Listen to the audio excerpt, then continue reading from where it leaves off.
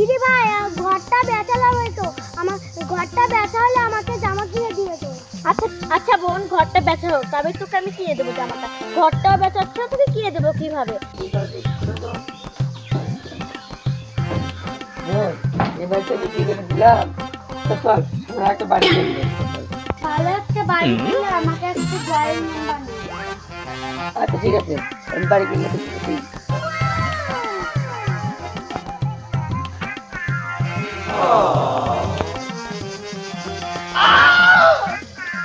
চলো বোন যাই, দেখি কাস্টমার পাই না। যদি কাস্টমার পাই তাহলে ঘরটা বিক্রি করবো। চলো চলো চল বল, দেখি ভালো দেখে যদি বাড়ি পাই বানিয়ে দেবো। আপনার কি বাড়ি কেনার জন্য ঘুরছে?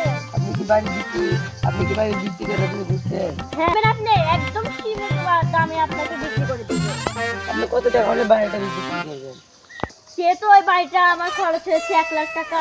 তো এখন আপনি 50,000 টাকা দেবেন।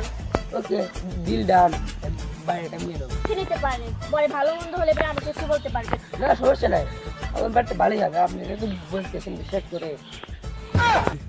আমি যে আর কাস্টে পড়ে মেরা সাথ আমি দেবো বলে তোমার কথা দেখেন 5 লাখ দিয়ে বাবার বাড়িটা নিয়ে নেবো নে। আমি আর কাস্টে আপনার বাড়ি দিয়ে যাবো।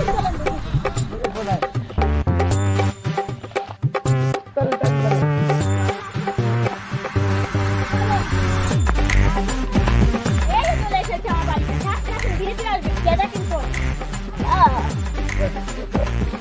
না আপনি দামি দামা করেন না তো, বাড়িটা কিনে দেবেন, তাই জন্য আপনাকে তার কাছে আমি ফ্রি দিয়ে দিলাম। এই নেন বাড়ির জন্য, তবে তার টাকাটা বুঝিয়ে দেন। তাহলে আমরা চলে গেলাম।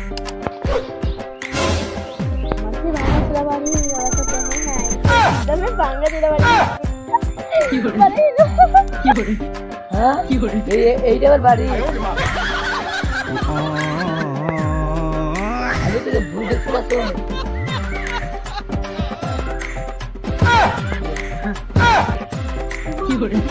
দাদা দেখলে তুমি যে পিঠটা ঠিকই থাকি।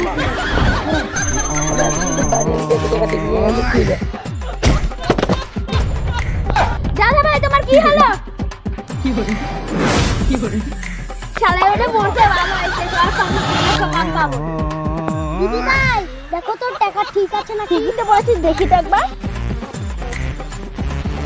এ মা, ও আমাকে মুরগি বানিয়েছিল, আমিও ওকে মুরগি বানাবো। এবার কি পচা বসতে হবে।